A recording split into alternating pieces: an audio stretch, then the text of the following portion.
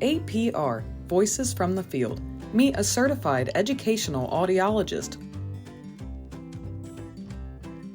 What is your name and where do you work?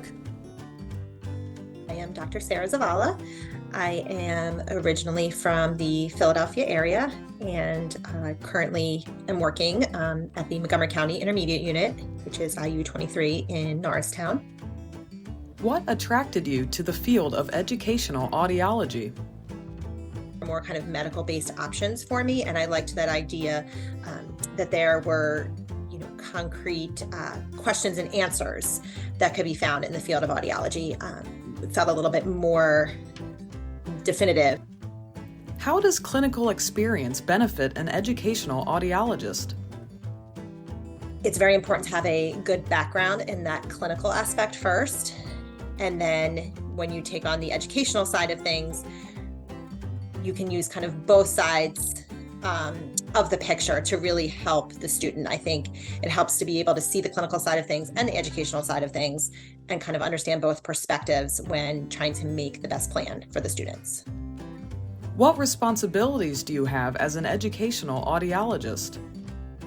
I'm never necessarily doing the same thing over and over again. I'm attending meetings, I'm conducting in-services with teachers, I am meeting with students, I'm doing ear mold impressions, I'm doing troubleshooting, working with remote microphone technology, auditory processing evaluations, audiological evaluations. It just is ever rotating and changing. And for me, I love that. I love being able to think on my feet and come up with some creative solutions to things. You definitely, I think, have to tap into your creative side and try to figure out how to make some of these things work in the classrooms. What advice do you have for someone considering this field? In my opinion, it's very important to have a strong clinical base first, because I think it's very helpful to be able to see, like I said, when you read a clinical report, I can say, okay, I understand why the clinical audiologist is stating this. I sat on the clinical side of things before and I can understand that perspective. Now I can also understand the educational perspective. So I think that's very helpful. One of the most important things I learned is it's very, very important to always keep a stash of snacks in your car.